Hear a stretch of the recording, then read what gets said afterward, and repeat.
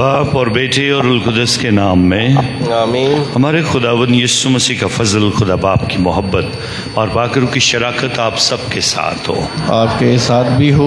आप सबको आज की इस इबादत में खुशामदीद कहता हूँ। खुदावंद के हजूर हम अपने रूहानी इज्तिमा और कन्वेंशन के दूसरे दिन में शामिल होते हैं और आज की सुबह की इबादत खुदावंद की नज़र करते हैं। लतूरी तौर पर इतवारों में से साल के दौरान 30वें इतवार की बात का ऐलान करता है, खुदावंद के तालबों के दिल शादमा हो, खुदावंद और उसकी कुव्वत को तलब करो, हर वक्त उसके चेहरे की तलाश करो। आए ईमान में बढ़ते हुए हम खुदावंद की शुक्रगुजारी करें, उसके नाम को जलाल दें, अपनी ज़िंदगियों पर गौर करें, अपनी गलतियों, ख़ताओं और गुनाहों पर पशेमान हो और खुदावंद से सच्चे दिल के साथ मुआफ़ी मांगें। मैं कादिर मुतलक खुदा और आप सबके सामने इकरार कर कि मैंने अपने ख्यालों, बातों और कामों निज गफलत से बेशुमार गुनाह किए हैं। इसलिए मैं मुकद्दसा मरियम हमेशा कमारी सब फरिश्तों और मुकद्दसों और आप सबसे बिल्तमास करता हूँ कि खुदावंद हमारे खुदा से मेरे लिए दुआ करें। कादिर मुतलक खुदा हम सब पर रहम फरमाए, हमारे गुनाहों को माफ़ करे और हमें हमेशा की ज़िंदगी में दाखिल करे।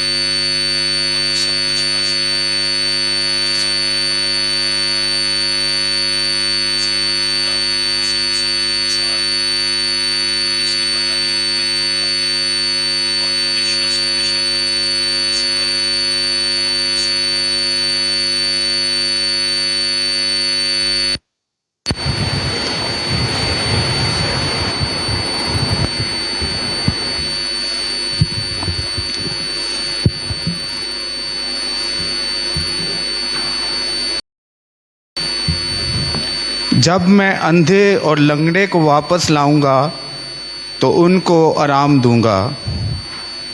हमारे लिए आज की पहली तिलावत अरमिया नबी का सहीफ़ा उसका 31 बाब 7वीं आयत से 9वीं आयत तक। खुदावंद यूँ फरमाता है कि यकूब के लिए खुशी से गीत गाओ और कौमों की सरताज के लिए ललकारो। ललकारो और हम्द करो और कहो, ऐ खुदावंद अपनी उम्मत इस्राएल के बकिया को बचा। देख मैं उनको शमाल के मुल्क से वापस लाऊंगा और ज़मीन के किनारों से उनको जमा करूंगा और उनमें अंधे और लंगड़े और हामला औरतें और दर्द ज़ै वालियाँ सब शामिल होंगी। एक बड़ा अम्भो यहाँ वापस आएगा, वो रो रो कर आएंगे, पर मैं मेहरबान होकर उनकी हदायत करूँगा। मैं उनको हमवार राहों से, जिनमें वो ठोकर ना खाएंगे, पानी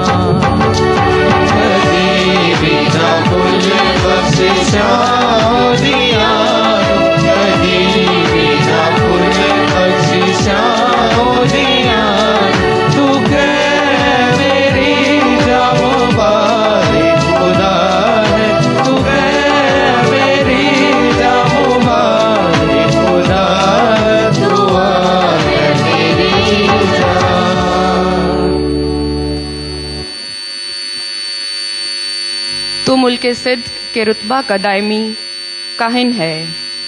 हमारे लिए आज की दूसरी तिलावत मुक़द्दस पौलुस रसूल का ख़त इब्रानियों के नाम उसका 5वां बाब पहली ता 6 आयात।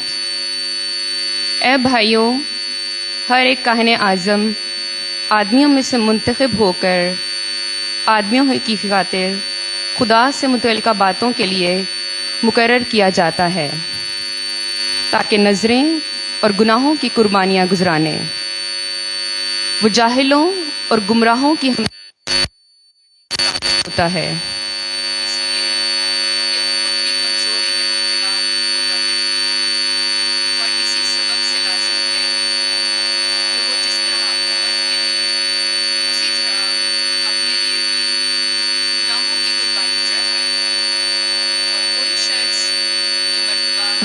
अपने आप इख्तियार नहीं करता सिवाय उसके जिसे खुदा हारून की तरह बनाए। इसी तरह मसीह ने भी काहिन आज़म होने की अज़मत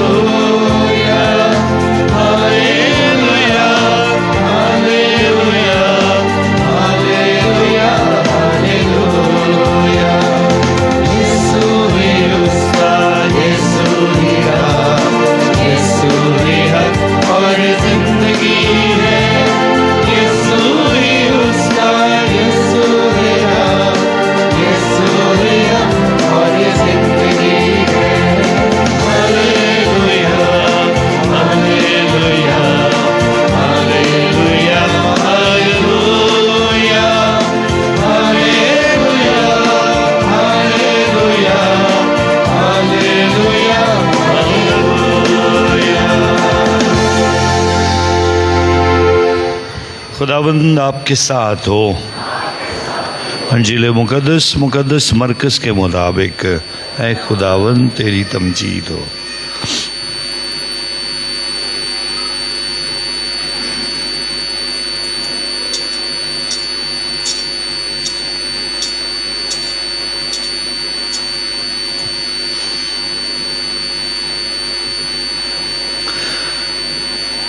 उसका 10वां बाब 48वीं आयत से।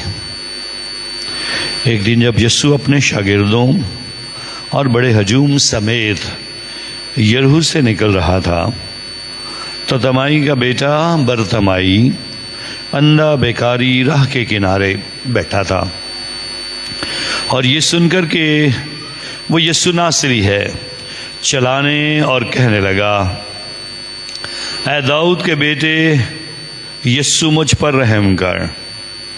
और बथेरों ने उसे झिड़का कि चुप रह, मगर वो और भी ज्यादा चिल्लाया कि ऐ दाऊद के बेटे मुझ पर रहम कर।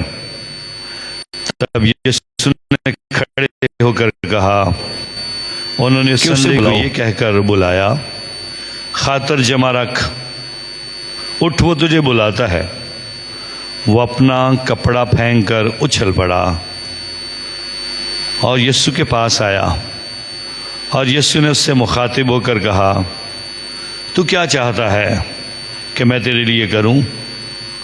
उस संदे ने उससे कहा, रबूनी, ये कि मैं फिर बनाई पाऊं।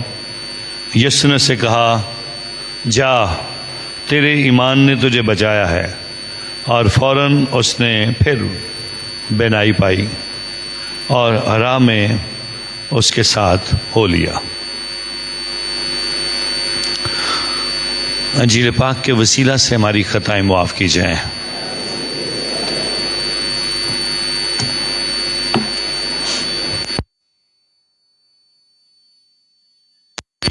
कन्वेंशन का दूसरा दिन बहुत बहुत मुबारक हो। भरपूर तालियों में हम खुदा के हुज़ूर उसकी शुक्रगुजारी कर सकते। ये सिलसिला जारी है और शाम के वक्त में भी हम खुदावंद के हुज़ूर इकट्ठे होंगे और उसके नाम को जलाल देंगे। और बहुत सारी बातें जो आज के कलाम अक़दस को समझने वाली है, हम इसको समझ में लाकर खुदावंद के नाम को जलाल देंगे। सो शुरू करते हैं खुदावंद के हुज़ूर 30वां इतवार आम इतवारों में से। और आज इस अंधे बेकारी की कहानी हमारे सामने रखी जाती है। ये कहानी हमने कई बार सुनी है, लेकिन इस कहानी के अंदर बहुत सारी ऐसी बातें हैं जिन पर हमने बहुत कम सोचा है, बहुत कम गौर किया है। और आज हम उसी पर गौर करने की कोशिश करते हैं, क्योंकि ये वो ख्वाब है, ये वो मंज़र है जो खुदावंद यीशु मसीह के आज के इस मौजज़ा से पहले 700 साल पहले इर्मिया नबी इस बात का ऐलान कर चुका था, जो आज की पहली तलावत में हमने सुना है। और ऐलान ये था, जब मैं अंधे और लंगड़े को वापस लाऊंगा तो उनको आराम दूंगा। अंधे और लंगड़े जो इर्मिया नबी जिन लोगों से बात कर रहा है वो यहूदा में बसने वाले लोग हैं।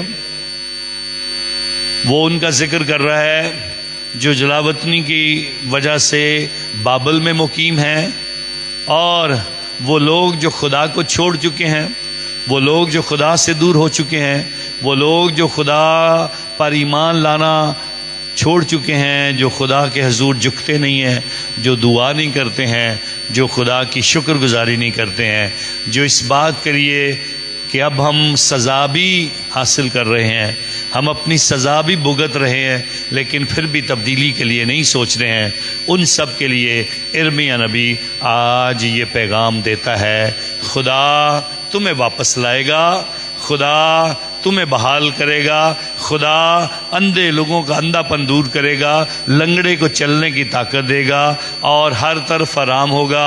और ये ख्वाब इर्मिया नबी का 700 साल के बाद आज पूरा होता हुआ नजर आता है। और एक अंधे बेकारी जिसका नाम बरतमाई है, तमाई का बेटा बरतमाई। बर का लफ्ज़ सिर्फ इस्तेमाल किया गया है, ये बरतमाई उसका नाम नहीं है।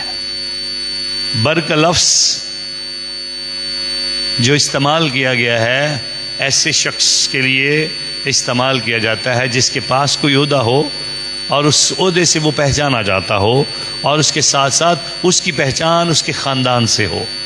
सो तमाई का बेटा जिसे बरतमाई कहा गया है, खुदावंद के हुजूर इस बात के लिए हमें सोचना होगा, समझना होगा कि ये एक बहुत ही कामयाब शख्स था। ये बहुत ही ज़िंदगी में कामयाब था, लेकिन ज़िंदगी में कुछ ऐसा हुआ है, ज़िंदगी में कुछ ऐसी परेशानी आन पड़ी है कि ना सिर्फ ये अपने उस ओहदे से हट गया है, बल्कि इस ओहदे से हटकर भी इस हद तक गिर गया है। एक तरफ ये अंधा हो गया है और दूसरी तरफ बेकारी बन गया है। एक तरफ ये अंधा हो गया है, दूसरी तरफ ये बेकारी बन गया है।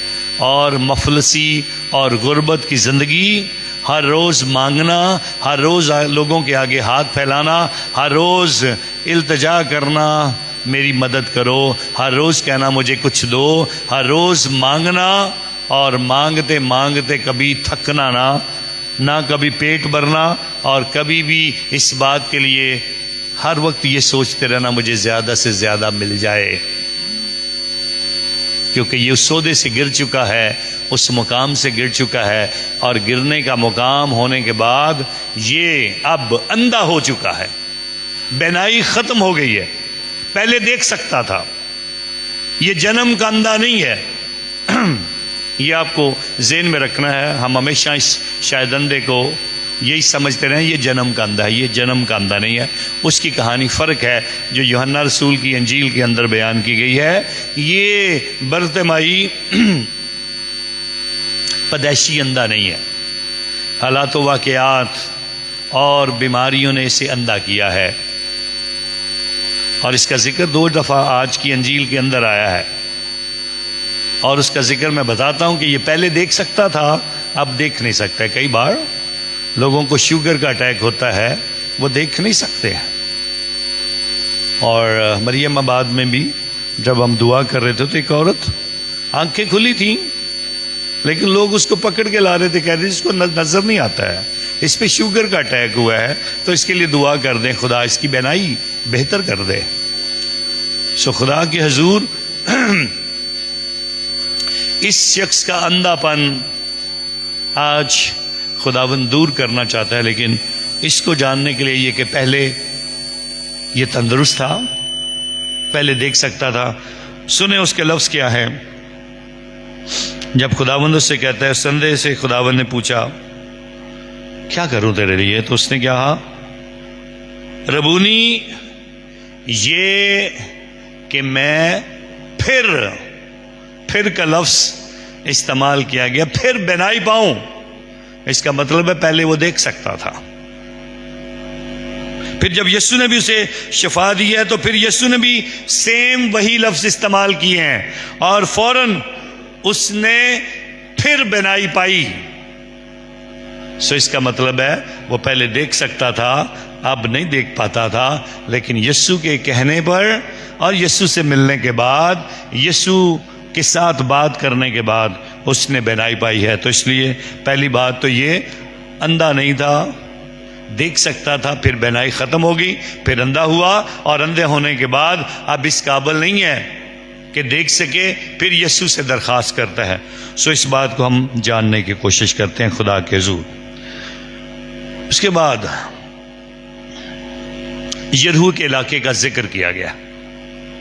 यरहू के राह के किनारे ये बैठा हुआ है और यरहू का इलाका यरूशलेम से 15 मील के फासले पर है और सब यहूदियों को जो 15 मील के फासले पर रहते थे उनके लिए लाजमी था जिसकी उम्र 15 साल है उसे 3 बार साल के दौरान उस बड़ी हैकल जो सुलेमान की बनाई हुई हैकल है साल के दौरान 3 बार सब यहूदियों को जो 15 मील के फासले के अंदर अंदर रहते हैं, उन्हें 3 बार लाजमी जाना है। सो अब इस राह के ऊपर ये अंधा बेकारी जो है वो भीख मांगता है।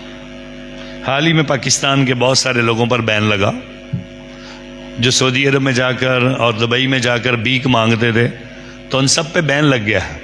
30 शहरों पे पाकिस्तान के बैन लग गया कि वहाँ के लोग जो हैं अब दुबई नहीं जा सकेंगे, उनको दुबई का वीज़ा नहीं दिया जाएगा। क्यों?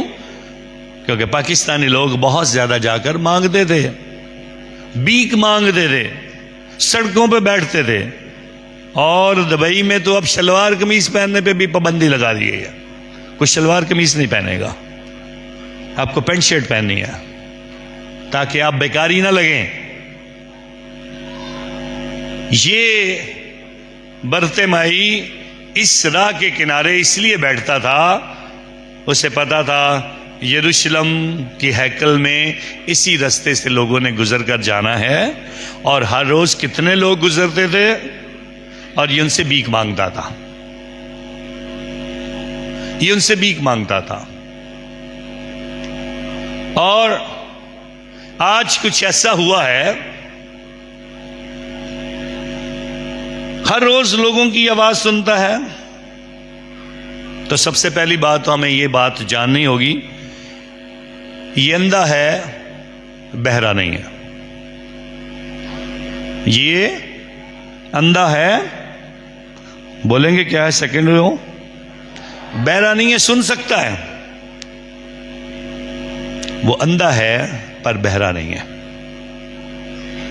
लेकिन हमारे अंदर बहुत सारे लोग ऐसे होते हैं जो आंखें रखकर भी देखते नहीं हैं और बहरे भी होते हैं।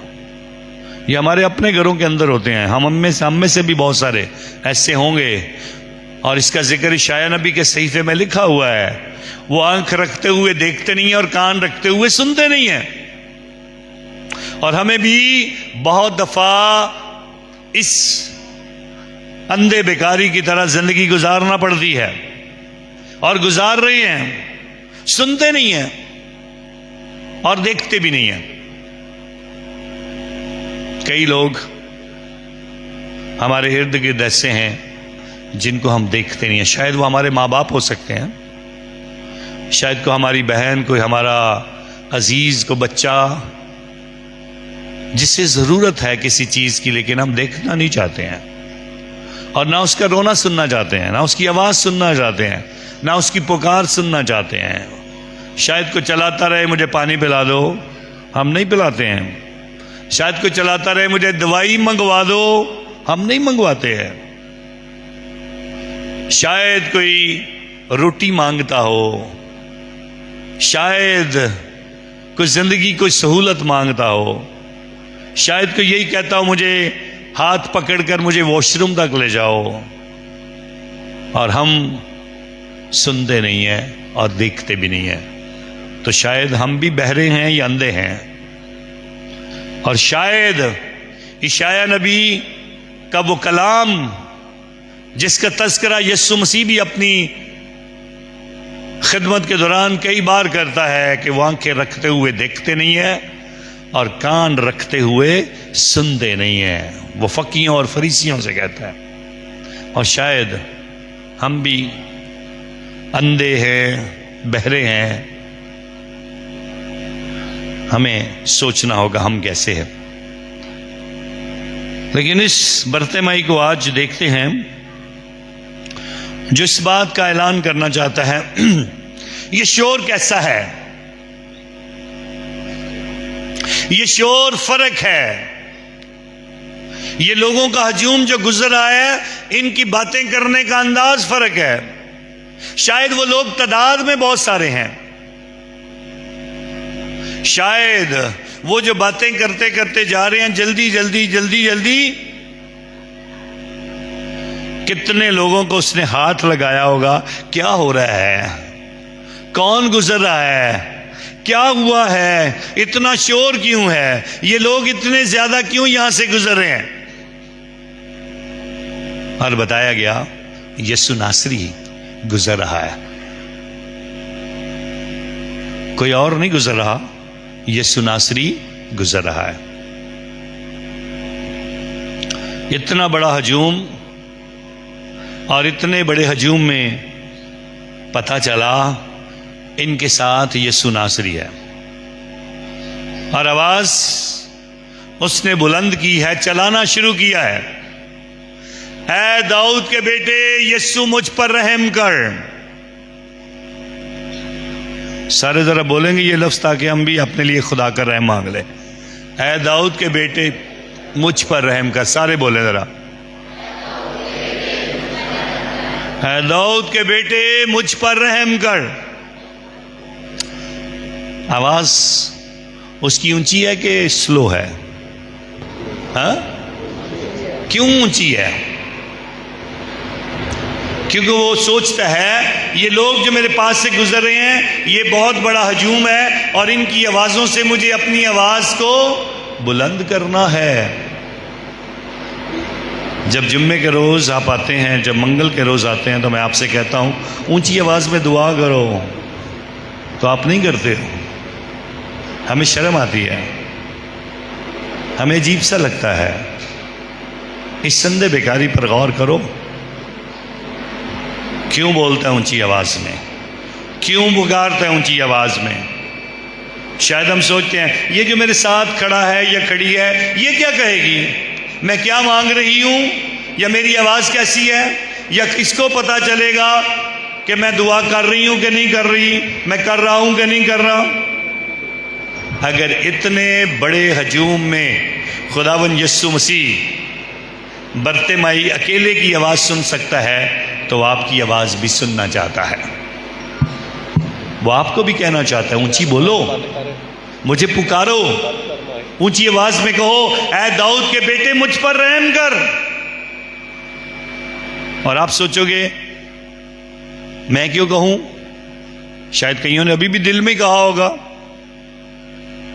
शायद मैं सोचता हूं मुझे रहम की जरूरत नहीं है, शायद मैं सोचता हूं मैं बहुत पाक साफ हूं, शायद मैं सोचता हूं मुझे तो कोई बीमारी नहीं है, शायद मैं सोचता हूं मेरी जिंदगी में कोई कमी नहीं है, ना मैं अंधा हूं, ना मैं गूंगा हूं, ना मैं बहरा हूं, ना मैं लंगड़ा हूं, ना मुझे कोई बीमारी है।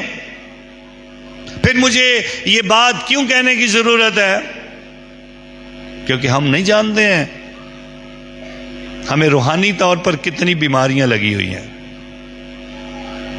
रूहानी बीमारियां भी बहुत सारी हैं, जो झूठ भी है, हसद भी है, नफरत भी है, शायद बुग़्ज़ भी है, शायद किसी की मुखालफत भी है, शायद जलन भी है, शायद बहुत कुछ जो हमारे अंदर दौड़ता है, चलता है। वो सारी लड़ाइयाँ जो शैतान हमारे साथ लड़ता रहता है और हमें खुदा के खिलाफ करने के लिए बुरे ख्यालात, बुरी बातें, नफरतें, सब कुछ तो हमारे अंदर है। वो कभी हम शायद दिखा नहीं पाते हैं, और शायद बड़ी चालाकी के साथ कई बार हम किसी और के कंधे पे बंदूक रख देते हैं, किसी और पे इल्जाम लगा देते हैं। हवा ने खाया, आदम को कहा, उसने कहा हवा ने दिया, हवा ने कहा मुझे तो सांप ने बहकाया, तो हम एक दूसरे पे डालते रहते हैं। समय देखना होगा। ये बरतिमाई आज ऊंची आवाज से चलाता है, ऐ दाऊद के बेटे यीशु मुझ पर रहम कर। और आवाज क्या आती है? ये कौन है मुझे पुकार रहा है? इसे बुलाओ, बुलाओ इसे। इतने बड़े हजूम में जो यीशु के साथ चल रहे थे, यीशु की साथ शायद बातें कर रहे थे, उनको इतनी अहमियत नहीं मिली है, लेकिन इसने जिसने दिल के साथ पुकारा है, ऐ दाऊद के बेटे यीशु मुझ पर रहम कर। आवाज आई है, वो तुझे बुलाता है, लेकिन उससे पहले उसे मना भी किया, चुप रह। हमें भी मना करने वाले बड़े होते हैं, चर्च ना जाओ, इतनी दुआ क्यों करते हो, क्या वजह है आपने इतनी बार चर्च जाना है, क्या हुआ है, आप इतनी लंबी लंबी दुआएं क्यों कर रहे हो, क्या हो गया आपने इतना कलाम पढ़ना शुरू कर दिया, क्या हुआ है। हम बार बार चीज़ों को रोकने की कोशिश करते हैं। इसे भी मना किया गया, चुप रह। और लिखा है खुदा के कलाम में और ज्यादा वो और चलाया और फिर बताया गया वो तुझे बुलाता है। और जब उसे ये पैगाम मिला है कि बुलावा मिला है, वो तुझे बुलाता है, बुलावा मिला है, तो बड़ा अच्छा एक काम उसने किया है। क्या क्या बेकारी के पास हो सकता है? क्या था बेकारी के अपने पास? हाँ जी, कोई बता सकता है? हाँ, उसके पास नीचे बिछाई हुई चादर हो सकती है जिसके ऊपर वो बैठा हो। और क्या होगा? उसके ऊपर का कपड़ा हो। और क्या हो सकता है उसके पास? उसका कशकोल हो सकता है। उसके बहुत सारे पैसे हो सकते हैं उस चादर के नीचे उसने छुपाए हों। शायद और भी कोई उसका सामान हो अपना जो उसका जाती इस्तेमाल का हो। और लिखा है वो सब कुछ छोड़कर यीशु के पास आ गया। याद करो, 3 इतवार पहले बात हुई थी, तो एक नौजवान यीशु के पास आया तो उसने कहा मैं क्या करूं, हमेशा की जिंदगी पाऊं, हुक्मों पर मैं अमल करता आया हूं। यीशु ने क्या कहा था? तेरे पास बहुत पैसा है, जा गरीबों में बांट दे। तो उसने नहीं बांटा था और यीशु ने उसको दावत दी, मेरे पीछे हो ले। और वो गमगीन होकर चला गया क्योंकि उसकी बहुत दौलत थी। इसके पास भी पता नहीं कितनी दौलत थी। ये सब कुछ छोड़कर, कपड़े, चीजें, सब कुछ छोड़कर। और जब तक आप यीशु के लिए कुछ छोड़ते नहीं हो तब तक यीशु से मुलाकात भी नहीं होती है। अब आप कहोगे सब कुछ तो हम छोड़ आए हैं, क्या करें अभी? और भी कुछ छोड़ना होता है। शायद नफरत जो कोई अंदर को बुराइयां हैं, जो गुनाह हैं, जो कुछ हो चुका है, जो बुरे ख्यालात हैं, बुरी बातें हैं जो हम अपने अंदर अभी तक रखे हुए हैं। चर्च में आकर जब तौबा की रस्में होती हैं तो उनमें खुदा का रहम मांगने से पहले हम इकरार करते हैं हम गुनाहगार हैं, मदद मांगते हैं मुकद्दसा मां मरियम की और एक दूसरे की कि हमारे लिए दुआ करो। सो इसलिए हमें कहा जाता है इस यीशु से मिलने के लिए, इस कलाम को सुनने से पहले, उस पाक शराकत में शरीक होने से पहले अपने आप को खुदा के हुजूर सब कुछ छोड़ो और फिर मुलाकात करो। फिर रहम होगा, फिर बरकत मिलेगी, फिर शिफा मिलेगी, फिर नया तजर्बा होगा, फिर यीशु के साथ जिंदगी गुजारने का मजा आएगा। फिर पता चलेगा वो क्या खुशी होती है, उछलना कूदना क्या होता है, और खुदा की हम्दो सना क्या होती है, खुदा के पीछे चलना क्या होता है, खुदा के साथ चलना क्या होता है। यीशु ने उससे सवाल किया है, मैं तेरे लिए क्या करूं? तू क्या चाहता है कि मैं तेरे लिए करूं? और 3 इतवारों में शागिर्दों ने बार बार जब यीशु ने मरने का जिक्र किया है तो किसी ने कहा हम में से बड़ा कौन होगा। ये लड़ाई शुरू हो गई। दूसरी बार, ऐ खुदावंद फरमा कि एक तेरे दाएं बैठे और एक तेरे बाएं बैठे खुदा के हुजूर। और पहली बात तो उसने कह ही दिया, ऐसा कभी नहीं हो सकता। सो खुदावंद के हुजूर पिछले इतवार जब हमने इबादत की तो उस कलाम के अंदर ये लिखा था, 2 भाई आते हैं और कहते हैं ऐ खुदावंद हम चाहते हैं कि तू हमारे लिए ये करे। तो उसने कहा था क्या करूं, क्या करूं? जब तू अपनी बादशाही में है तो एक तेरे हम दाएं बैठे और एक तेरे बाएं बैठे। और आज इससे भी यीशु मसीह सवाल करता है, तू क्या चाहता है कि मैं तेरे लिए करूं? और अगर यही सवाल खुदा आपसे करे तो आपको भी सोचना है, खुदा के हुजूर अगर यीशु मसीह आपसे कहे कि आप क्या चाहते हो कि मैं आपके लिए करूं, तो आपका जवाब क्या होगा? हर एक को अपने अपने दिल में सोचना होगा। और यीशु का सवाल करने का मकसद एक है, तू खैरात चाहता है? खैरात का मतलब है पैसा चाहता है, दौलत चाहता है, क्या चाहता है? खैरात चाहता है कि खैरियत चाहता है? खैरियत है तो ठीक होना चाहता है, शिफा पाना चाहता है, या क्या करना चाहता है? सो तू क्या चाहता है कि मैं तेरे लिए करूं? खैरात चाहता है या खैरियत चाहता है? पैसा चाहता है या शिफा चाहता है? सो हमें खुद अपने लिए भी जब मांगना है तो हमें खुदा को बताना है। आज वो आपसे सवाल करता है, आप क्या चाहते हो? आप क्या चाहते हो खुदावंद आपके लिए करे?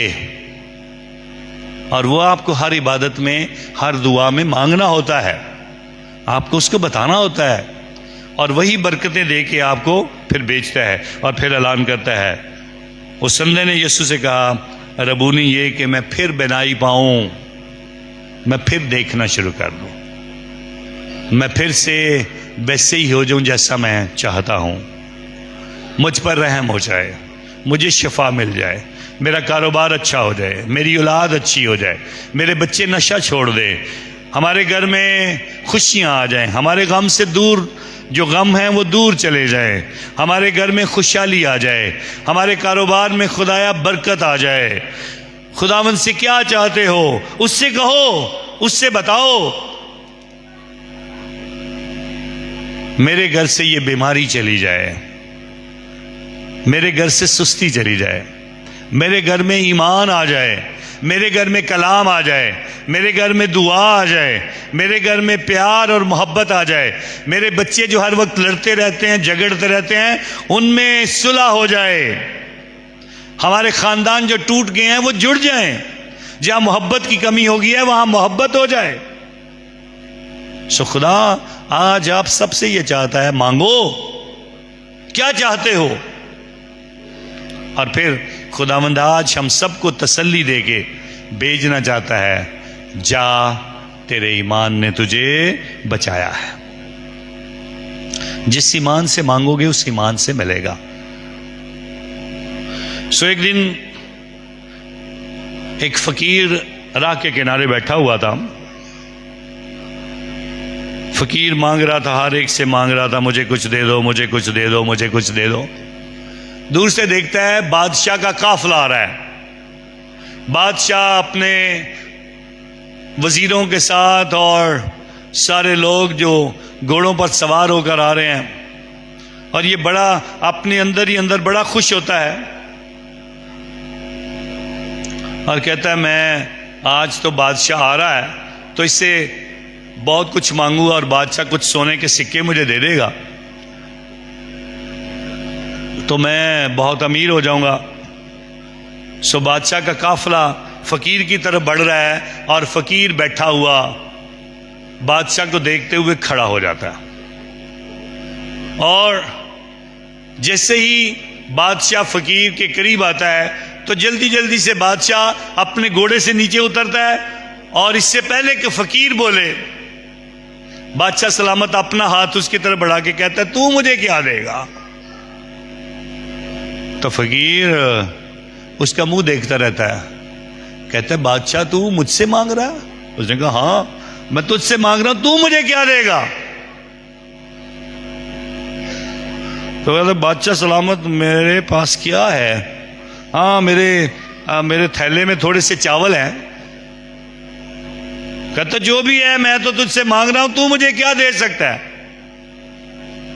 तो फकीर अपने बैग में हाथ डालता है और चुटकी भर चावल पकड़ता है और बादशाह के हाथ पे रख देता है, और बादशाह उतने से चावल लेकर अपने घोड़े पर बैठता है और अपना काफिला लेके चला जाता है।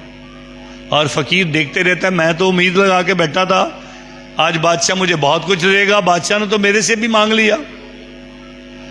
घर जाता है, जाके अपनी बीवी को बताता है, कहता है, आज तो बहुत बुरा दिन गुजरा, लोगों ने इतना दिया भी नहीं, मेरे पास थोड़े से चावल बचे हैं। बादशाह आया था, इससे पहले कि बादशाह से मैं मांगता बादशाह ने मुझसे मांग लिया, और मैंने चुटकी भर चावल उसको दिए हैं। तो उसकी बीवी कहती है, तो फिर क्या करें? कहता, थोड़े से चावल हैं, पका ले, आज तो यही खाना पड़ेगा। सो वो थैले में से चावल निकालती है, और जब चावल साफ करने लगती है तो देखती है चावलों के अंदर 5 चावलों के दाने सोने के हैं। 5 चावलों के दाने सोने के हैं। तो अपने खामन को दिखाती है, कहती है, ये 5 दाने जो हैं चावलों के, ये तो सोने के हैं। तो फिर फ़कीर को याद आता है, बादशाह मुझसे मांग रहा था, अगर मैं उसे मुट्ठी भर के देता तो शायद ये सारे के सारे चावल जो मुट्ठी भर सोने के हो जाते, तो मैंने तो उसे देने में बड़ी कंजूसी की है। ऐसे ही बादशाहों का बादशाह जब आपसे कुछ मांगता है तो वह आपकी ज़िंदगी और आपका दिल चाहता है, वह आपको बरकत देना चाहता है और आपको कह रहा होता है कि मेरी खातिर कुछ करो।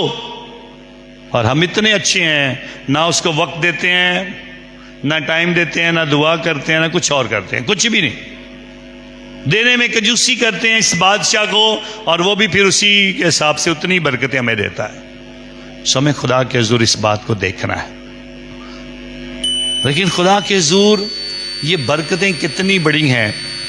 इस बेकारी को कहा गया था अब तू जा अपने घर में, लेकिन ये उस काफले का हिस्सा बन गया जो यीशु का है।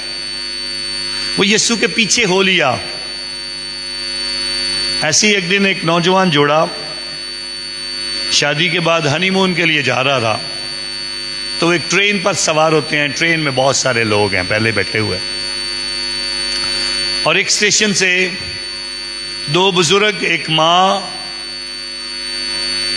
और एक बाप और एक नौजवान बेटा इस ट्रेन में दाखिल होते हैं। और बूढ़ा बाप और माँ बैठ जाते हैं, बच्चा नौजवान खड़ा हो जाता है। थोड़ी देर के बाद इस बच्चे की नजर बाहर पड़ती है,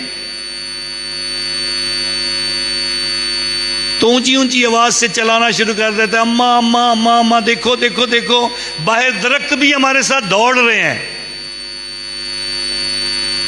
तो ये जो शादीशुदा जोड़ा है, इन्हें बड़ा गुस्सा आता है। ये इतना बड़ा नौजवान, इसको इतनी समझ नहीं है कि जब ट्रेन चल रही है तो दरख्त तो साथ साथ दौड़ेंगे। तो उस बच्चे को कहते हैं कोई बात नहीं बेटा, ऐसे ही होता है, बैठ जाओ बैठ जाओ, खड़े खड़े उनके पास आराम से खड़ा रहे, कोई बात नहीं। थोड़ी देर के बाद ये बच्चा एकदम से फिर शोर करना शुरू करता है, अम्मा अम्मा देखो देखो देखो, पहाड़ भी हमारे साथ दौड़ रहे हैं।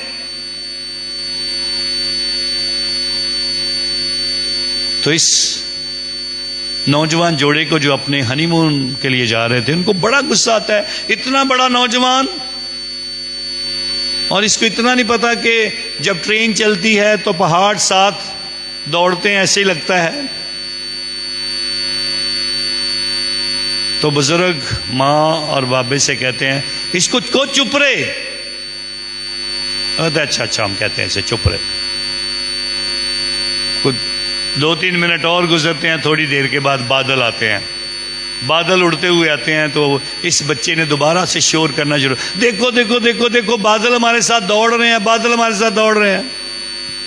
अब इस नौजवान जोड़े को और ज्यादा गुस्सा आ जाता है, और जाकर उस बच्चे को गिरेबान से पकड़ लेते हैं और उसे मारने लगते हैं कि तुझे समझ नहीं आती है, तो इस ट्रेन के डब्बे में इतना शोर कर रहा है।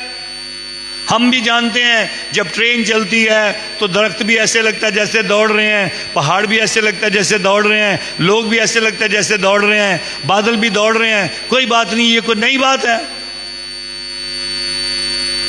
सो बुजुर्ग बाबा खड़ा होता है और कहता है बेटा गुस्सा ना करो, मेरा ये बेटा पिछले 20 सालों से इसे नजर नहीं आता था, और हम इसे हॉस्पिटल से आज ही ऑपरेशन करवा के लाए हैं, और ये आज पहली बार चीज़ों को देख रहा है, इसलिए इसे इस बात की खुशी है कि ये ऊंची ऊंची आवाज में चलाता है। इसलिए परेशान होने की ज़रूरत नहीं, इसने आज ही देखना शुरू किया है। सो अगर कोई चर्च में आकर ऊंची आवाज़ में गीत गाता है, कोई दुआ करता है, कोई खुश होता है, कोई अपनी खुशी का इजहार करता है, तो हमें परेशान होने की ज़रूरत नहीं है। शायद खुदा का करम और उसका रहम इस अंधे बेकारी की तरह इतना ज़्यादा हुआ है कि अब उसे अपनी चीज़ों की फ़िक्र नहीं है, अब उसे पैसे की फ़िक्र नहीं है, अब उसे कशकोल की ज़रूरत नहीं है, अब उसे ज़रूरत एक ही बात की है, वो यीशु की है जो उसे बेनाई दे सकता था और उसने उसकी आंखें खोल दी हैं। चर्च में आकर अगर आपको ये खुशी नहीं मिलती है, अगर आपको सुकून नहीं मिलता है, अगर आप अपनी ज़िंदगी में उस एहसास को नहीं पाते हो, तो फिर खुदा के हुज़ूर शिद्दत से मांगना और दुआ करना शुरू करो। खुदा पर भरोसा रखना शुरू करो। उम्मीद, खुदा हर एक चीज़ पर कादर है, वो दे सकता है। और इसीलिए आज अबरानियों के नाम खत में बताया, हमारा काहिन आज़म इस काबिल है, पहले काहिनों की तरह नहीं जो अवाम और अपने गुनाहों के लिए कुर्बानियां चढ़ाते थे। हमारा काहिन आज़म यीशु मसीह सारी दुनिया के गुनाहों के लिए अपने आप को कुर्बानी के तौर पर पेश करता है। आज उसी की इबादत और उसी की कुर्बानी में हम शरीक होते हैं। उसी का कलाम हमें दिया जाता है, उसी के वसीला से हम बरकतें पाते हैं। तो इसलिए खुदा के हुज़ूर जब आप चर्च में आते हो, सो एक दूसरे के लिए आसानियां पैदा करो। कई बार हम किसी को बैठने नहीं, ये मेरी जगह है, ये मेरी जगह है, क्यों बैठ गए हो, धक्के दे रहे होते हैं। किसी की कोई जगह नहीं है, सारी जगह खुदावंद की है, सारा घर उसका है। आप किसी भी जगह पर बैठकर दुआ करेंगे, आपको उतनी ही बरकतें मिलेंगी जिस ईमान से आप दुआ कर रहे हो। सो इसलिए यहां पर किसी की इजारादारी नहीं है, सब हम खुदा के हुज़ूर बराबर हैं। मसीह हमारा सर है, हम सारे उसके बदन के अज़ा हैं।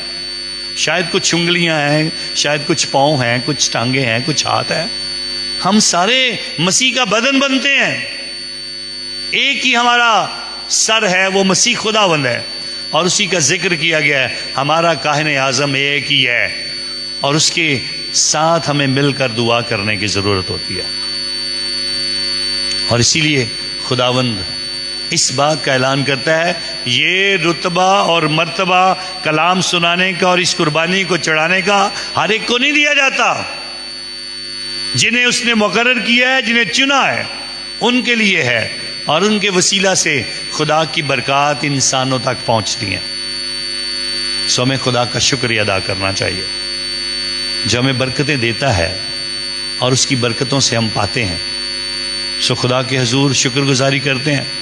सब ईमानदारों के लिए खुदा हमें ईमान की भरपूरी दे, और आज हम इस संदे बेकारी की तरह कह सकें, ऐ यीशु दाऊद के बेटे मुझ पर रहम कर, और खुदा कहे जा तेरे ईमान ने तुझे बचाया है, मसीह खुदावंद के वसीला से। सब खड़े होते हैं खुदावंद की हजूरी में, अपने ईमान का इकरार करते हैं। रसूलों का अकीदा मैं ईमान रखता हूँ,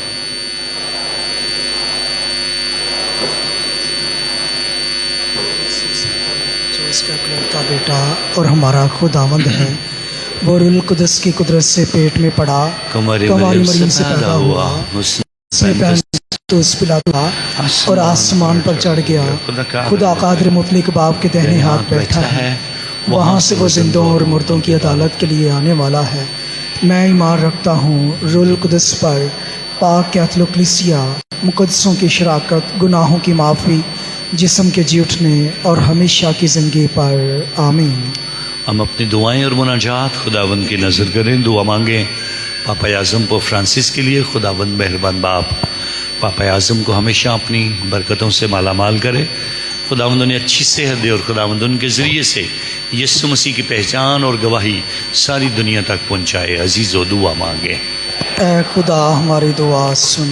खुदावंद से दुआ करें हाज़िर जमात के लिए, खुदावंद हम सबको बरकत दे, और हम कल से जो रूहानी तौर पर इकट्ठे होकर खुदावंद की शुक्रगुजारी कर रहे हैं, खुदावंद तेरे हजूर में आना और ईमान की बातों को सीखना हम सब के लिए तसल्ली का बाइस बने, और हम सब हमेशा खुदावंद में खुशी पाते जाएं। अजीज़ो दुआ मांगे। ऐ खुदा हमारी दुआ सुन। शुक्रगुजार हैं खुदा बाप के कल के सारे प्रोग्राम के लिए, जिसको उसने अपनी पाक मेहरबानी से पाया तकमील तक पहुंचाया, और दुआ करेंगे आज के सारे प्रोग्राम के लिए भी जो आज शाम 5 बजे है। खुदा हमारे रेवरेंड फादर फ्रांसिस गुलजार और उनकी सारी वंदना ग्रुप की टीम को बरकत बख्शे, ताकि आज का प्रोग्राम भी उसकी मेहरबानी से एहसन और लायक तरीके से पाया तकमील तक पहुँचे। अजीज़ों, इस मकसद के लिए दुआ करें। खुदा हमारी दुआ सुन। जॉन शराज, शकीब अनवर, एतजाज़ भट्टी, राशिद, शाहिद बूटा, रोनल रोबन, सोहेल तोफ़ैल, सुलेमान तोफ़ैल, अरफान तोफ़ैल, आमर तोफ़ैल और शराज अनवर के घरानों के लिए दुआ करते हैं, और आप सब के लिए भी कि खुदावंद इन सब की शुक्रगुजारियों को कबूल करे और इनके ख़ानदानों को बरकत अता करे। अजीज़ों, इस मकसद के लिए दुआ करें। खुदा हमारी दुआ सुन। दुआ भी करते हैं जावेद गिल के लिए, नौशीन जावेद के लिए। खुदा इनके तमाम नेक मकासद को पूरा करे और इन्हें बड़ी बरकत अता करे। अजीज़ों, इस मकसद के लिए दुआ करें। खुदा हमारी दुआ सुन। दुआ भी करते हैं आज इब्राहिम एंथनी, अब्रिश शहबाज, इब्राहिम नसीम के लिए जो आज अपनी सालगिरह मनाते हैं। खुदा इन्हें उम्र की दराज़ी, ईमान की मजबूती और अच्छी सेहत अता करे। अजीज़ों, इस मकसद के लिए दुआ करें। खुदा हमारी दुआ सुन। उन तमाम लोगों के लिए भी दुआ करते हैं जो बे औलाद हैं। खुदा उन सब को, और ख़ास तौर पर दुआ करते हैं आज मुबीन ज़मान के लिए, ट्रेसी स्टीफ़न और सहर अनोब के लिए। खुदा इन्हें औलाद अता करे ताकि इस अज़ीम नेमत को हासिल करते हुए उसके नाम की तमजीद और शुक्रगुजारी हमेशा करते रहें। अजीज़ों, इस मकसद के लिए दुआ करें। खुदा हमारी दुआ सुन। तमाम उन लोगों के लिए भी दुआ करते हैं जो किसी भी दुख तकलीफ़ में हैं या बीमार हैं। ख़ास तौर पर आज दुआ करते हैं नज़ीर मसीह, शरीफा बीबी, रेहान जॉर्ज, जमीला चार्ल्स, मुमताज़ कौसर, फरजाना इफ्तिखार, हारून माइकल, रशीदा, नाजिया शमौन, नदीम और मारिया के लिए खुदावंद अपना दस्ते कादर इन पर बढ़ाकर इन्हें कामल शफा बख्शे। अजीज़ों, इस मकसद के लिए दुआ करें। खुदा हमारी दुआ सुन। तमाम मरहूमीन को भी आज की पाक इबादत में याद करते हुए हम दुआ करेंगे। एलेक्स अलेक्जेंडर के लिए, बाबू गुलजार एंथनी, मरियम गुलजार, जावेद इकबाल, मरियम जावेद, खुरम जावेद, सलीम शराज, अनवर खोखर, आशिक मसीह, ज़बैदा बीबी, बूटा मसीह, मुमताज़ बीबी, फ़िरोज़ गौरी, फ़िरोज़ा बीबी, तारक गौरी, नसीम तारक, राज बेगम, कमरुलनिसा, इमानुएल गिल, एलिज़बeth जावेद, तोफ़ैल लाल, कमर तोफ़ैल, अंजम तोफ़ैल, सैद मसीह, रज़िया बीबी, सादक मसीह, चार्ल्स भट्टी, अदनान एमस, खुर्शीद साबर, परवेज़ मुकंद लाल और दानिश तारक के लिए खुदा इन तमाम मरहूमीन की रूहों को अब्दी आराम अता करे और इन्हें अपने बरगज़ीदा लोगों में शामिल करे। अजीज़ों, इस मकसद के लिए दुआ करें। खुदा हमारी दुआ सुन। खुदा उनसे दुआ करें उन तमाम ख़ानदानों के लिए जिन्होंने भरपूरी के साथ कन्वेंशंस के दोनों दिनों के प्रोग्रामों की कामयाबी के लिए अपने अपने हदिये खुदावंद की नज़र किए हैं। खुदावंद सबके हदियों को कबूल करे, सारे ख़ानदानों को बरकत दे, ताकि जो फ़राख दिली के साथ खुदा की हज़ूरी में देते हैं खुदा अपनी भरपूरी से उनके ख़जानों को भरे। अजीज़ों, दुआ मांगे। ऐ खुदा हमारी दुआ सुन। अपने मुल्क पाकिस्तान के लिए दुआ करते हैं। खुदावंद हमारे मुल्क में अमन और सलामती को कायम करे। हमारे सियासी रहनुमाओं को खुदा बसीरत दे ताकि वो आवाम की बेहतरी और मुल्क की खुशहाली के लिए काम करें। अजीज़ों, दुआ मांगे। ऐ खुदा हमारी दुआ सुन। सब बेऔलाद ख़ानदानों के लिए दुआ करते हैं। खुदावंद बेऔलाद ख़ानदानों को औलाद जैसी नेमत से माला माल कर ताकि वो ये बरकत पाकर हमेशा तेरी शुक्रगुजारी करें। अजीज़ों, दुआ मांगे। ऐ खुदा हमारी दुआ सुन। ऐ खुदा, हमारी पनाह और शफ़क़त के तमाम सरचश्मे जो दुआएं तेरी कलीसिया अक़ीदत और इस्तक़लाल के साथ मांगती है, तूने कबूल फरमा और बख्श दे कि इन तमाम दुआओं का असर हमारी ज़िंदगी में पहुँचे, मसीह यीशु के नाम से आमीन। आमीन। सब तशरीफ़ रखिए।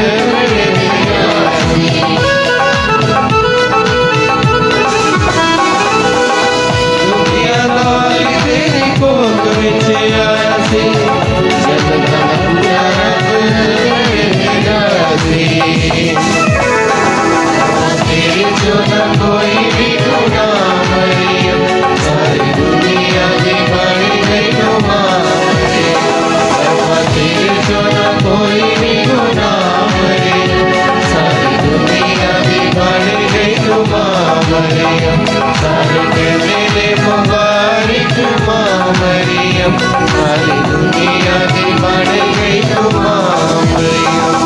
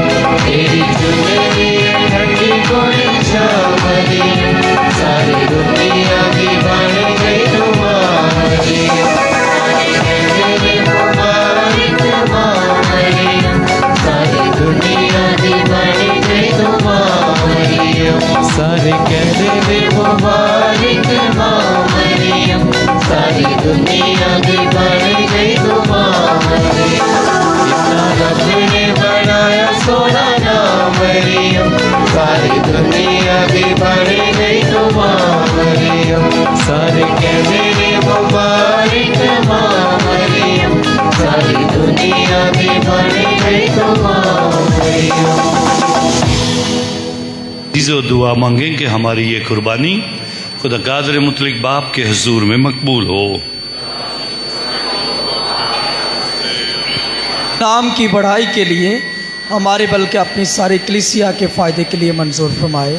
ऐ अजीम खुदावंद खुदा, नजरानों पर नज़र कर जो हम तेरे पास लाए हैं, ताकि हमारी इबादत की पाक रस्में तेरे जलाल के इजहार का बायस हों और हम अपने अपने ख़ानदानों में बरकत पाएँ मसीह खुदावंद के वसीला से। आमीन। खुदावंद आपके साथ हो, आपके साथ भी हो। हम खुदा की तरफ ध्यान लगाए, हम ध्यान लगाते हैं। हम खुदावंद अपने खुदा का शुक्र करें। ये वाजिब और दुरुस्त है, ये वाकई वाजिब और नहायत मुनासिब है एक कदूस बाप कि हम हर वक्त और हर जगह तेरे प्यारे बेटे के वसीले से तेरा शुक्र अदा करें। उसने मर के और दोबारा जिंदा होकर ये अजीम काम किया कि हम गुनाह और मौत के जुए से आज़ाद होकर तेरे प्यारे फर्जंद बने और शाही कहानत, पाक उम्मत और बरगज़ीदा कौम कहलाएं। तूने हमें तारीकी से अपने जलाल के नूर में बुलाया, इसलिए हम तेरी कुदरत के काम बयान करते हुए फरिश्तों और आसमान के तमाम बशिंदों के साथ लगातार ये कहते हुए तेरी हम्दो सना करते हैं। कदूस कदूस कदूस खुदावंद लश्करों के खुदा, आसमान और ज़मीन तेरे जलाल से ममूर है। हाल में बाला पर होशाना, मुबारक है वो जो खुदावंद के नाम से आता है। हाल में बाला पर होशाना। मेहरबान बाप, तू वाकई कदूस है, तू पाक है, और हर एक पाक चीज़ तुझी से आती है। हमारी दुआएं कबूल कर, पाक रुक बेच, ताकि ये नजराने पाक और मुतबरक हों और हमारे खुदावंद यीशु मसीह का बदन और खून बने। यीशु मसीह ने दुख उठाने के लिए तैयार होकर अपने आखिरी खाने के मौका पर उसने शुक्र किया, रोटी तोड़ी और ये कहकर अपने शागिर्दों को दी कि तुम सब इसमें से लो और खाओ, ये मेरा बदन है जो तुम्हारे लिए दिया जाएगा।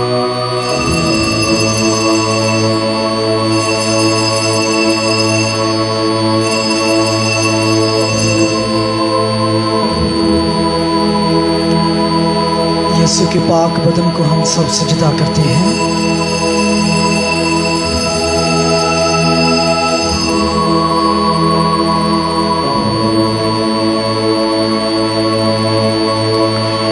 इसी तरह उसने खाने के बाद में का प्याला भी लिया, उसने दोबारा शुक्र किया और ये कहकर प्याला अपने शागिर्दों को दिया कि तुम सब इसमें से लो और पियो, नए और अब्दी अहद में ये मेरे खून का प्याला है जो तुम्हारे बल्कि बहुत से लोगों के गुनाहों की माफ़ी के लिए बहाया जाए। मेरी याद में यही किया करो।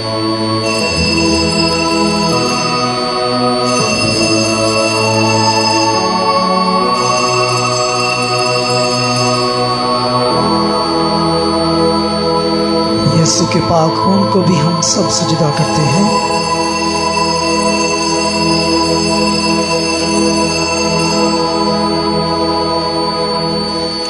हमारे ईमान का भेद। ऐ खुदावंद, हम तेरी मौत का ऐलान करते हैं, हम तेरी क़यामत का इकरार करते हैं कि जब तक कि तू न आए। असबाब हम तेरे बेटे के मरने और जी उठने को याद करते हैं। हम जिंदगी की रोटी और नजात का प्याला तेरे आगे पेश करते हैं। हम तेरा शुक्र अदा करते हैं कि तूने हमें इस लायक समझा कि तेरे सामने हाजिर होकर तेरी इबादत करें। हम आजिज़ी के साथ इल्तिजा करते हैं, बख्श दे कि हम मसीह का बदन और खून लेकर रूह कुदस की तासीर से आपस में एक बने।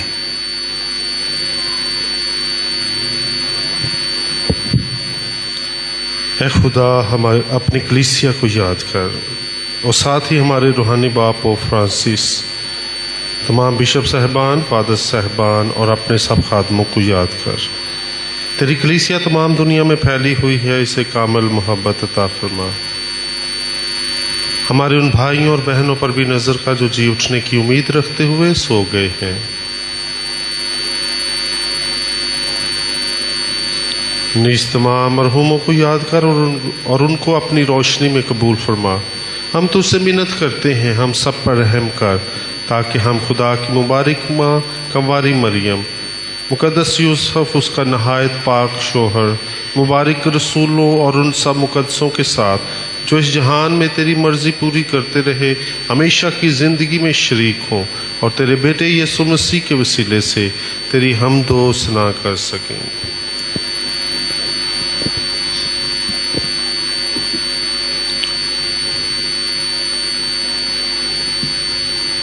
उसी के ज़रिए, उसी के साथ और उसी में तुझ कादर मुतलिक खुदा बाप को रूह कुदस की वादानियत में कामल इज़्ज़त और ताज़ीम शायान है, हमेशा से हमेशा तक। आमीन। हम अपने नजात देने वाले से हिदायत पाकर पूरे ईमान, यकीन और भरोसे के साथ सब अपने खाली हाथ खुदावंद की हज़ूरी में उठाते हैं और उसी दुआ में शरीक होते हैं जो खुदावंद हमें सिखाता है।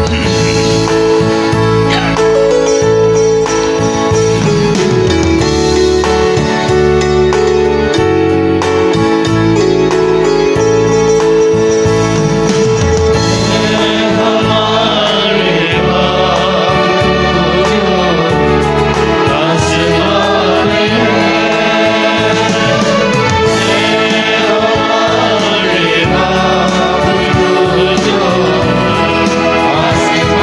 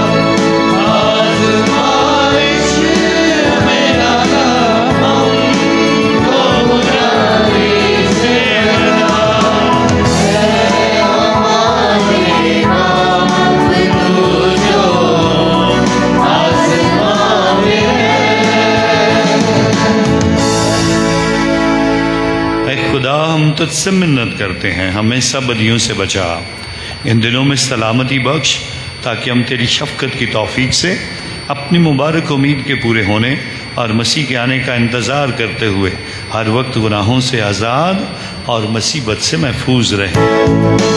क्योंकि बादशाहती और कुदरती और जलाल हमेशा तेरे ही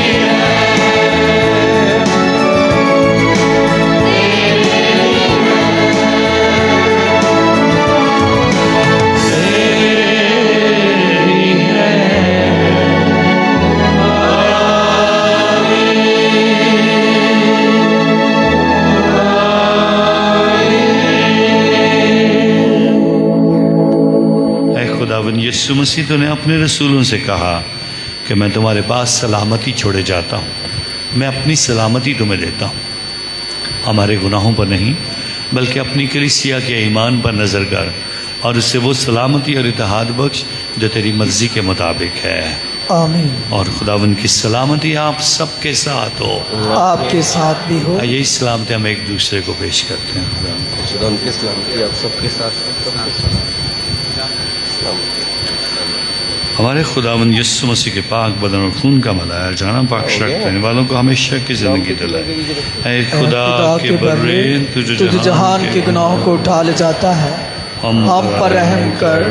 ऐ खुदा के बर्रे तुझ जहान के गुनाहों को उठा ले जाता है, हम पर रहम कर। ऐ खुदा के बर्रे तुझ जहान के गुनाहों को उठा ले जाता है, हमें सलामती अनायत कर। खुदा यीशु से मैं तुझसे दुआ करता हूँ तेरे पाक बदन और खून की शराकत हमारे लिए फतवा या सज़ा का बाइस ना हो, बल्कि तेरे रहमत के मुताबिक हमारे जिस्म और रूह की हिफाजत करे और हमारे लिए दायमी इलाज साबित हो।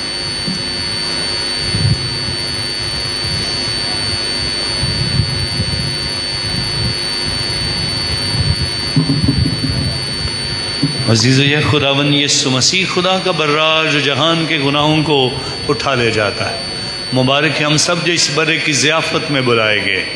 ऐ खुदावन मैं इस लायक नहीं कि तू मेरे यहाँ आए, लेकिन सिर्फ तो कह ही दे तो मेरी रूह शिफा पाएगी। मसीह का बदन और खून हमें हमेशा की ज़िंदगी के लिए महफूज रखे। आमीन। जो मोमिन पहले पाक शराकत लेते हैं सिर्फ वही पाक शराकत ले आए, बाकी सब कवायद के साथ मिलकर गीत गाते हैं।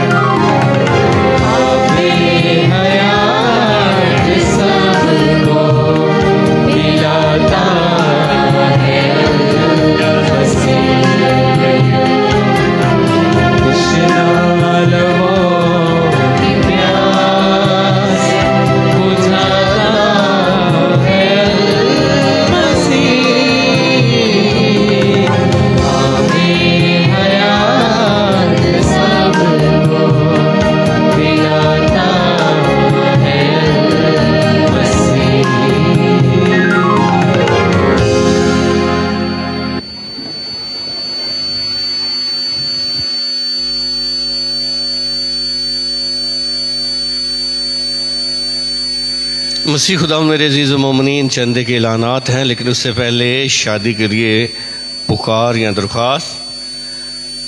लड़के का नाम है सनी, वालिदैन अब्बास और शबाना, फैसलाबाद टोबा टेक्सिंग का रहने वाला, हालत कंवारा। शादी करेगा अनोश, वालिदैन सलामत और Rehana, canal colony DC road के रहने वाली, हालत कंवारी। इनके निकाह की तारीख है 9 नवंबर।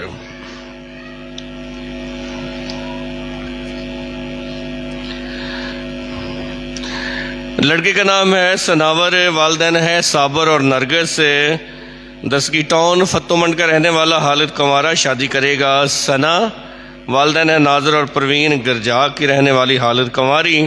इनके निकाह की तारीख 9 नवंबर है। लड़के का नाम है लुकमान, वालिदैन इजहाक और सीमा, राजा बुल्ला ततले वाला गुजरांवाला का रहने वाला, हालत कंवारा। शादी करेगा अनम साबर, वालिदैन साबर और नरगस, 10 की टाउन फतोमंड की रहने वाली, हालत कंवारी। इनके निकाह की तारीख 10 नवंबर है।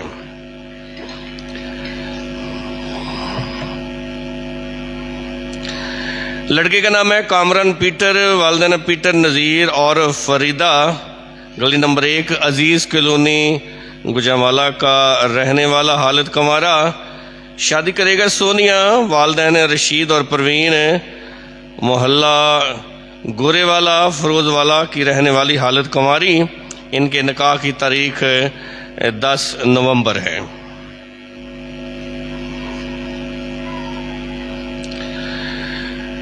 लड़के का नाम है बाबर, वालिदैन है रियाज और नुसरत, डोगरी बस्ती गुजरांवाला का रहने वाला, हालत कंवारा। शादी करेगा कमल, वालिदैन जुल्फ़कार और अलवीना, कोट हबीबुल्ला गुजरांवाला की रहने वाली, हालत कंवारी। इनके निकाह की तारीख है 15 नवंबर।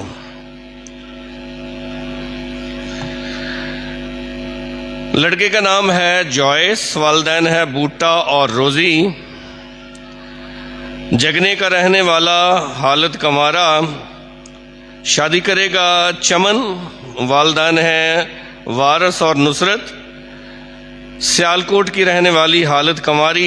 इनके निकाह की तारीख 15 नवंबर है। लड़के का नाम है नबील, वालिदैन लतीफ़ और जोसफीन, मोहल्ला फजल टाउन गुजरांवाला का रहने वाला, हालत कंवारा। शादी करेगा मोनिका इमैनुअल, वालिदैन है इमैनुअल और शहनाज, चर्च बस्ती राह वाली की रहने वाली, हालत कंवारी। इनके निकाह की तारीख है 16 नवंबर। लड़के का नाम है शरून रोमियो, वालिदैन है रोमियो रशीद और मरियम, क्यूमाबाद कराची का रहने वाला, हालत कंवारा। शादी करेगा बरखा जवेद, वालिदैन है जवेद खोकर और नसरीन, मुजम्मल कॉलोनी की रहने वाली, हालत कंवारी। इनके निकाह की तारीख 23 नवंबर है। मेरे अजीज़ों, अगर इन पुकारों में कोई शरई या कानूनी रुकावट हो तो बराए मेहरबानी आप वक्त से पहले चर्च ऑफिस से रब्ता कर सकते हैं। मेरे अजीज़ों, आज कन्वेंशन का दूसरा रोज़ है। हम सुबह की इबादत के लिए खुदा की शुक्रगुजार हैं जिसने हम सबों को ज़िंदगी का आज दम दिया कि हम सब उसके हुजूर हाज़िर हो के इस इबादत का हिस्सा बन के खुदा से बरक़ात और फ़ज़ाइल हासिल करें।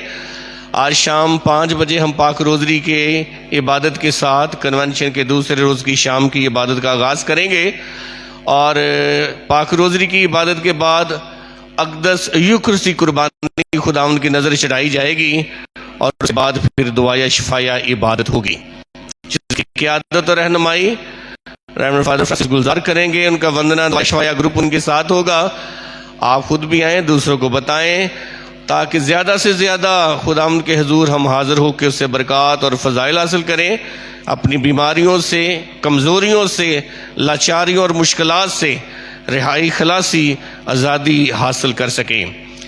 इसलिए आप सबों को भरपूर दावत दी जाती है।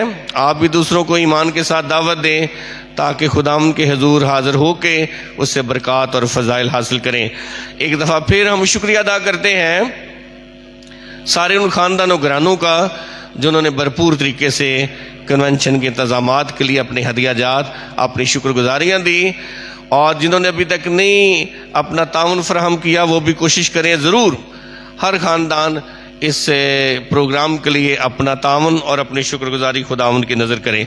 एक और ज़रूरी अनाउंसमेंट है, आपने रात को भी देखा होगा, जो लोग रात को आए थे, सेंट पॉल्स की सिस्टर्स जो हैं उन्होंने बाहर स्टॉल लगाया हुआ है, तो अभी वहाँ पर वो मौजूद हैं। प्लीज़ आप ज़रूर उनके पास जाएं, क्योंकि ये उनकी बहुत बड़ी खिदमत है जो पूरी दुनिया में वो अपनी इस खिदमत को जारी और सारी रखे हुए हैं। तो आपका थोड़ा थोड़ा तामुन जो है उनकी खिदमत को जारी और सारी रखता है, उनकी खिदमत में मामनत करता है। तो आप ज़रूर स्टॉल पर जाएं, ज़रूर कुछ न कुछ वहाँ से आप हासिल करें ताकि उनकी खिदमत में आप उनके मददगार हो सकें। बहुत शुक्रिया।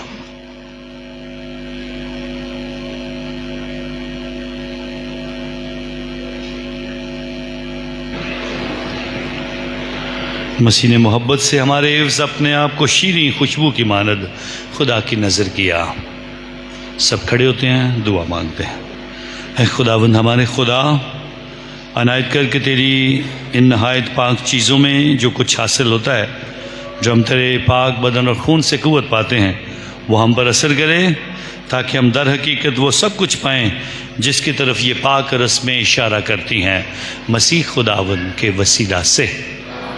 दो छोटी छोटी सी बातें करूंगा। सबसे पहले तो बाबूजी ने अनाउंस किया, सिस्टर्स बाहर हैं, आप कुछ लें उनसे या ना लें, एक दफ़ा ज़रूर उनको विज़िट करें। सामने बिल्कुल दरवाजे के पास उन्होंने अपना स्टॉल लगाया है, ज़रूर आप विज़िट करें और हो सकता है कुछ चीज़ आपको पसंद आए तो ज़रूर उनसे ख़रीदें। दूसरी बात, ख़ास तौर पर शाम के वक्त में आज खसूसी पैगाम होगा शफ़ायत मुक़द्दसा माँ मरियम और मोजज़ात पर शाम की इबादत के दौरान, और उस इबादत के बाद दुआया शफ़ाइया इबादत होगी। बहुत सारे लोग जो हमारे गांव के लोग हैं बहुत सारे आ रहे हैं, तो ज़रूर आप लोग भी तशरीफ़ लाएं और ख़ुद खुदा की इन मेहरबानियों का और उसके फ़ज़ाइल का ख़ुद तजर्बा करें और ख़ुद भी बरकत पाएँ और अपने बीमारों के लिए ख़ुद भी दुआ करें और उनको साथ भी लेके आएँ ताकि खुदा उनको भी सेहत और तंदरुस्ती दे, ताकि हम सारे मिलकर खुदा के नाम को जलाल दें। तो इसके लिए ज़रूर हमारा वंदना दुआया शफ़ाइया ग्रुप जो है वो मुख्तलिफ़ शहरों से पाकिस्तान के वो इकट्ठे होते हैं और खुदा के नाम को जलाल देते हैं। तो ज़रूर आपको उस लिहाज से मज़ा आएगा और उसकी परस्तश करने का, खुदा के नाम को जलाल देने का। तो ज़रूर इसमें तशरीफ़ लाएं और खुदा से दुआ भी करें ताकि हम ये जो खिदमत करते हैं वो हम इसको जारी और सारी रखें। बुध को 30 तारीख को हम गुजरात में खिदमत करने के लिए जाएंगे शाम के वक्त में, तो ज़रूर उसको भी दुआओं में रखें। आए सरों को झुकाते हैं खुदावंद के हुज़ूर और बरकत पाते हैं। खुदावंद आपके साथ हो और कादर मुतलक खुदा बाप और बेटे और रूह कुदस की बरकत आप सब पर नाजिल हो। इबादत हो चुकी, खुशी और सलामती से जाएं।